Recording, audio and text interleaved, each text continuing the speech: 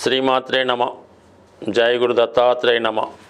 ఈ వీడియోలో మనం సింహరాశి వారికి ఫిబ్రవరి 1వ తారీఖు నుంచి 28వ తారీఖు మధ్యలో జరగబోయే మాస ఫలాలు పరిశీలించే ప్రయత్నం చేద్దాం.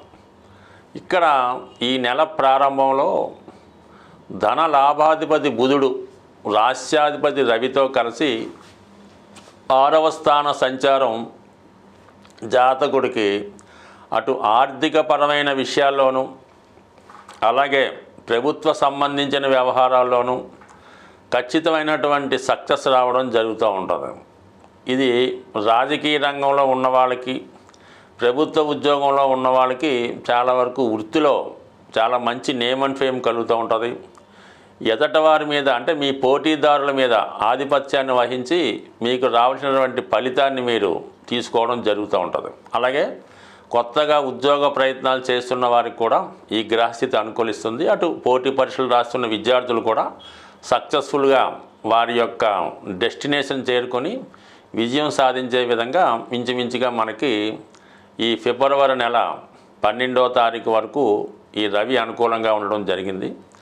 దాని తర్వాత రవి సప్తమ స్థాన సంచారం చేస్తూ అక్కడ ఉన్నటువంటి శని భగవానుతో కలియడం వల్ల చాలా వరకు మీ వేగానికి ఒక విధమైనటువంటి బ్రేక్ పడడం జరుగుతూ ఉంటుంది. అయితే కొంతకాలం పాటు మీరు ఏదైనా ఒక వారసత్వంగా మీకు రావాల్సినటువంటి పదవి కోసం ప్రయత్నం చేస్తుంటే అది మీకు ఈ సమయంలో వచ్చే అవకాశం ఉండదు. అంటే మీ పెద్దవాళ్ళు ఏదైనా ఒక దేవస్థానంలోనో ఒక ప్రభుత్వ సంస్థలోనో ఉద్యోగం చేస్తూ వారు ఏదో విధంగా పదవి విరమణ చేయడం వల్ల తిరిగి మీకు ఆ పదవి పొందే అర్హత ఉంటే ఈ సమయంలో మీకు అటువంటి పదవి వచ్చే అవకాశం ఉన్నది. అలాగే ఈ సమయంలో మీరు ఏదో ఒక దూర ప్రయాణం వృత్తిరీత్యా చేయవలసి ఉంటుంది.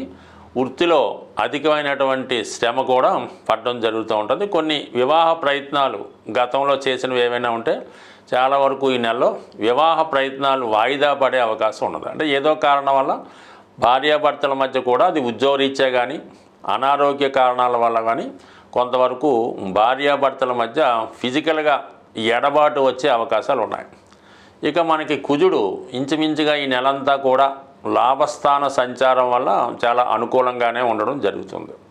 ఇక్కడ మీరు ఏదైనా స్థిరాస్తి కొనుక్కునే ప్రయత్నం చేస్తే అది చాలా వరకు సక్సెస్ అవుతుంది. ఇతరుల ఆధీనంలో ఉన్నటువంటి భూములు స్థిరాస్తులు ఏమైనా ఉంటే అవి మీ స్వాధీనంలోకి రావడం జరుగుతూ ఉంటుంది.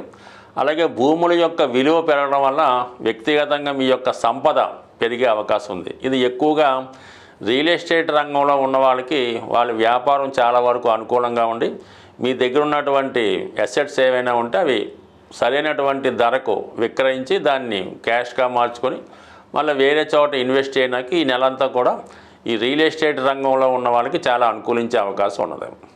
ఇక భాగ్యాధిపతి లాభస్థానంలో ఉండడం వల్ల వారసత్వంగా మీకు పెద్దవారి దగ్గర నుంచి ఏమైనా ఆస్తి రావాల్సి ఉన్నా, చాలా కాలంగా మీరు ఎవరికన్నా ధనం ఇచ్చి వాళ్ళ దగ్గర నుంచి ధనం రావాల్సి ఉన్నా, ఈ అన్నదమ్ముల మధ్య స్థిరాస్తి సెటిల్మెంట్లు జరిగి మీ ఆస్తి మీకు రావడం వారి ఆస్తి వాళ్ళకి ఇవ్వడం జరిగే అవకాశం ఉంది. చాలా వరకు మీకు ఈ నెలలో స్థిరాస్తి సంబంధించిన విషయాల్లో చాలా అనుకూలత ఏర్పడుతుంది. ఆర్థిక పరంగా అనుకూలంగా ఉంటుంది.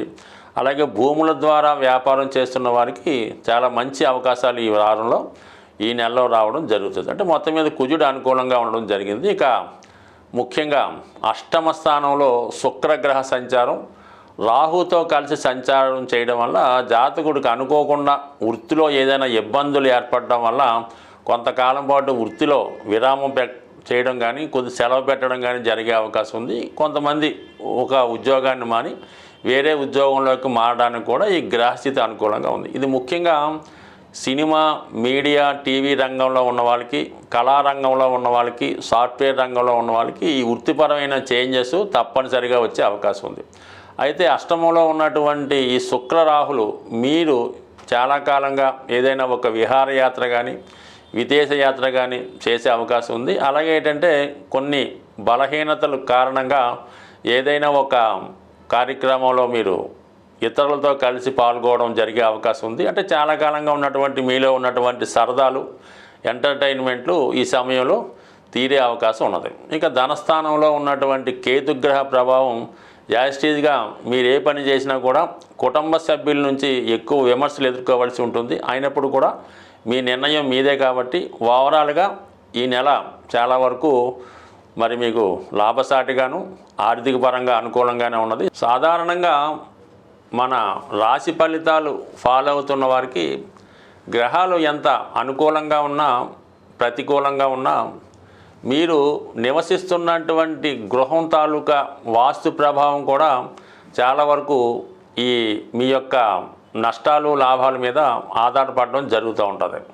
సుమారుగా మీ గృహంలో వివాహ ప్రయత్నాలు వాయిదా పడుతున్నాయి, ఎంత ప్రయత్నం చేసినా వివాహం జరగడం లేదనుకున్నప్పుడు మీ గృహంలో వాయువ్య భాగంలో దోషం ఉందేమో గమనించండి.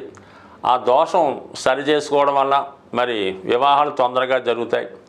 ఇక మీ కుటుంబంలో పిల్లలకి ఉద్యోగాలు రావడం లేదు, వాళ్ళు ఊరిక ఖాళీగా కాలక్షేపం చేస్తున్నారు అనుకున్నప్పుడు ఖచ్చితంగా మీకు ఈశాన్య భాగంలో దోషం ఉండడం జరుగుతూ ఉంటుంది. మరి ఈశాన్య భాగంలో దోషాన్ని సరి చేసుకోవడం వల్ల మీ యొక్క ముఖ్యంగా మగపిల్లలకి ఉద్యోగ ప్రయత్నాలు ఫలించే అవకాశాలు ఉన్నాయి. అలాగే ఆగ్నేయ దోషం అన్నది చాలా ప్రమాదకరంగా అది మొత్తం కుటుంబాన్నే స్ట్రగుల్ పెడతా ఉంటుంది. అంటే చిన్నవారు పెద్దవారిని డామినేట్ చేయడం, ముఖ్యంగా ఆ కుటుంబ యజమాని అంటే భర్త ఏదో ఒక వ్యసనానికో బలహీనతకో లోనవడం వల్ల ధనాన్ని పాడు చేయడం జరుగుతూ ఉంటుంది.